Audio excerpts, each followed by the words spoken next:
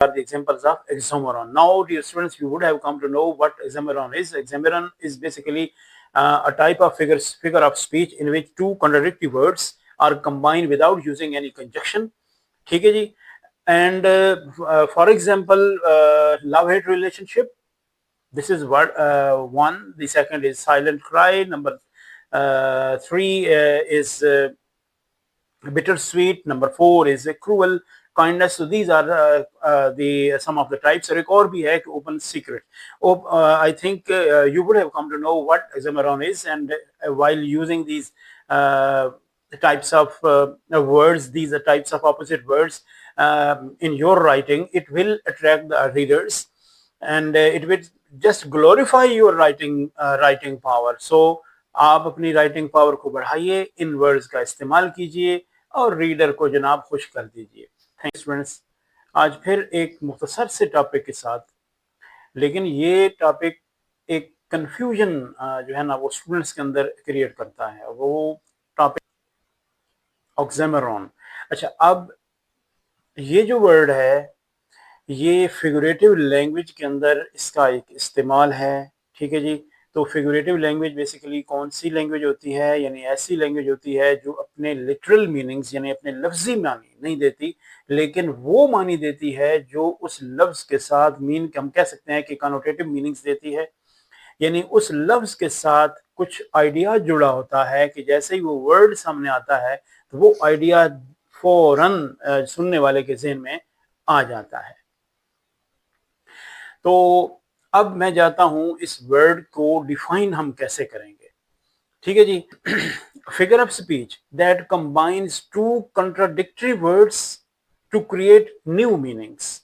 यानी दो मुख्तलिफ लफ्ज होंगे, उनके मीनिंग्स मुख्तलिफ होंगे, अपोजिट वर्ड्स होंगे, और वो दोनों विदाउट एनी कंजक्शन जुड़े हुए होंगे एक दूसरे के साथ. वो उनका जो जोड़ होगा उनके अंदर कोई एंड वगैरह नहीं होगा, कोई बट वगैरह नहीं होगा, कोई सो वगैरह नहीं होगा. वो आपस में जुड़े हुए होंगे लेकिन उनके दरमियान में कोई कंजक्शन नहीं होगा. तो अगर ऐसी सूरत हाल आ जाएगी तो हम इसको कहेंगे कि this is a type of oxymoron. होगा कि इसको इसकी एग्जांपल क्या होगी तो नोट कर लें. Bitter sweet. अब बिटर का मतलब होता है कड़वा और साथ है स्वीट. तो अजीब है कि भाई कड़वा मीठा क्या है. बिटर स्वीट मीन के जब ये दो वर्ड आपस में मिलके यूज होते हैं और इनके दरमियान आप देख लें कि कोई कंजक्शन नहीं है. यानी अगर कोई बंदा एक चाय का कप हो और उसके अंदर चीनी एक चम्मच डाले फिर तो खैर है, दो डाले खैर है, तीन डाले चलो कुछ खैर है भाई, थोड़ी बहुत खैर है. लेकिन अगर 5-7 चम्मच उस एक कप के अंदर आप चीनी के डाल दें तो जब पीने वाला डेफिनेटली क्या कहेगा कि यार ये तो बिल्कुल इतना आपने मीठा डाला है कि ये कड़वा हो गया. तो हम इसको कहेंगे कि it's taste is bitter sweet. तो अब आपको समझ आ गई होगी. अच्छा, अब दो भाई है ना, वो अगर छोटे छोटे हैं वो थोड़ी देर के बाद उनकी जो है ना वो दोस्ती भी हो जाती है, वो प्यार मोहब्बत से बैठे होते हैं. तो हम इसको कहेंगे कि they have a love hate relationship. अब लव अलग वर्ड है, हेट अलग वर्ड है. तो अगर अब इसको अब लेके चलेंगे तो ये मीन कि they have a love hate relationship, और ये भी दो मुख्तलिफ वर्ड इकट्ठे आ गए. अच्छा, अब एक और हमारे पास बड़ा मजेदार सा वर्ड है कि साइलेंट स्क्रीम. मीन साइलेंट का मतलब होता है खामोश, स्क्रीम का मतलब होता है चीखना.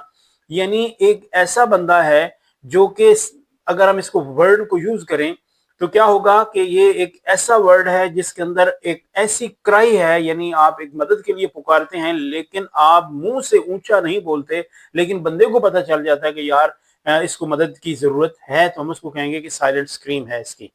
ठीक है जी. और एक बात होती है, जिस तरह कड़वी मेडिसिन होती है ना, डॉक्टर देते हैं, तो मेडिसिन कड़वी है लेकिन उसका असर मीठा होता है. क्या कड़वी मेडिसिन है लेकिन उसका असर मीठा यूं होता है कि सेहत आ जाती है. पेन है और उसको कड़वी मेडिसिन दी, पेन दूर हो गया, तो वो उसकी जिंदगी में मिठास आ गई. तो अब इसका वर्ड क्या होगा? इसका वर्ड होगा डियर स्टूडेंट्स क्रूअल काइंडनेस. अब देखिए, क्रूअल काइंडनेस मीन क्रूअल तो जालिम, काइंडनेस मैंने मेहरबानी. तो ये दोनों वर्ड हमने विदाउट एनी कंजक्शन जोड़ दिए तो हम इसको कहेंगे कि ये है तो हार्श, ठीक है ना, लेकिन इन दी एंड ये इसके लिए मुफीद है. तो हम इसको कहेंगे कि ये basically these are the examples of oxymoron.